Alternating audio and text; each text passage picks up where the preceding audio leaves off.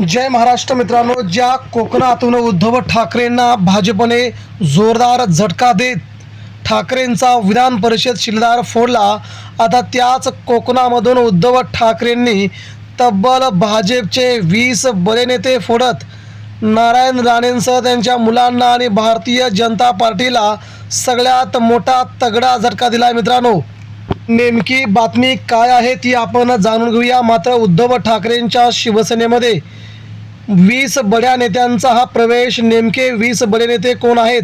राज्य पातळीवरील या बड्या नेत्यांमुळे भाजपात मात्र वादळ निर्माण झाले.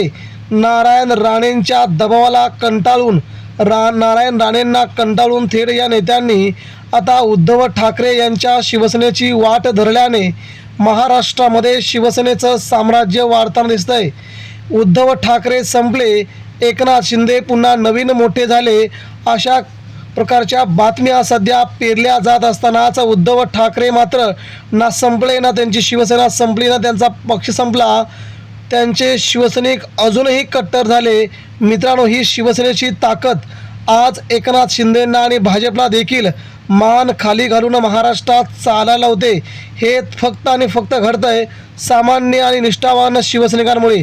तर मित्रांनो, आपण आपल्या बातमीकडे जाऊया, जी बातमी सध्या महाराष्ट्रामध्ये उद्धव ठाकरे यांच्या शिवसेनेसाठी खूप महत्त्वाची आहे. कोण कोण बडे नेते थेट उद्धव ठाकरे यांच्या शिवसेनेत प्रवेश करत आहेत? मित्रांनो, सध्या भाजपमध्ये वादळ निर्माण झाले. केंद्रात भाजपचे फक्त काही मोजकेच नेते आपल्या काही कार्यकर्त्यांना घेऊन देशाची सत्ता आपल्या हातात असावी अशा प्रकारचा बडजावपणा करत आहेत आणि देशामध्ये हुकुमशाही लादण्याचा जो भाजपमध्ये प्रकार सुरू झाला आहे. दुसऱ्या पक्षातून काही नेते घ्यायचे, आपल्या पक्षातील नेत्यांना 10-10, 15-15, 20 वर्ष तसंच तरपडत ठेवायचं आणि दुसऱ्या पक्षातून घेऊन त्यांना मंत्रिपद, आमदारकी आणि विधान परिषदा देऊन टाकायच्या. हा भाजपचा फॉर्म्युला आता त्यांच्याच नेत्यांना आवडत नाही आहे. परंतु केंद्रात आणि राज्यात आणि सगळीकडे सत्ता असल्याने सत्तेपुढे शहाणपण चालत नाही, या उक्तीप्रमाणे अनेक नेत्यांनी आतापर्यंत शांत बसणे, दबावात राहणे पसंत केलेले आपण पाहिले. मात्र मित्रांनो, आता पसंत करणं अवघड आहे आणि आता मात्र खुलेआमपणे विरोध एकनाथ शिंदेंना आणि त्यांच्या भाजपला करायला सुरुवात झाली आहे. बडे बडे राजकीय नेते आता आपला पक्ष बदलू लागले आहेत आणि नेमकी चुणूक कोकणातून बसली आहे.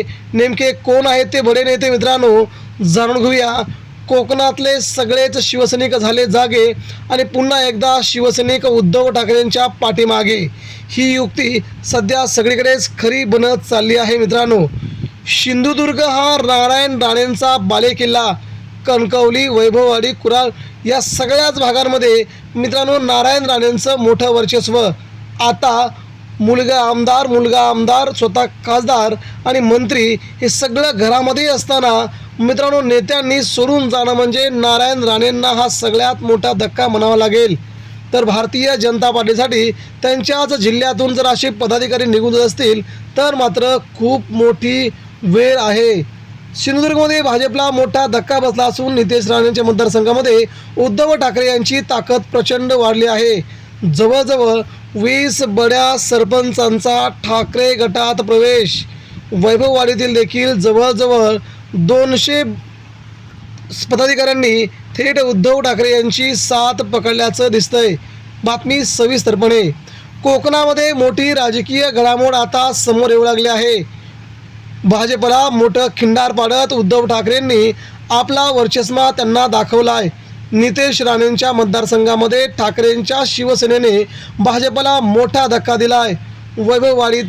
वाडीतील निर्ले ते अनेक गावचे सरपंच, उपसरपंच, पंचायत समिती माजी सदस्य तसेच ग्रामपंचायत सदस्य, त्याचप्रमाणे शाखा प्रमुख, विभाग प्रमुख अशा बहुतांश भाजपच्या बड्या नेत्यांनी कोकणात उद्धव ठाकरे यांच्या शिवसेनेची साथ धरली आहे. या पक्षप्रवेशामुळे कोकणात उद्धव ठाकरेंची ताकद चांगलीच वाढली आहे. हा नितेश राणेंसाठी सर्वात मोठा धक्का मानला जात आहे. जिल्ह्याच्या दिशेने ठाकरेंच्या शिवसेनेनं भाजपला जोरदार धक्का दिला आहे. नितेश राणे यांच्या वैभववाडी मतदारसंघामध्ये देखील हा ठाकरेंचा वर्चस्व पाहायला मिळाला.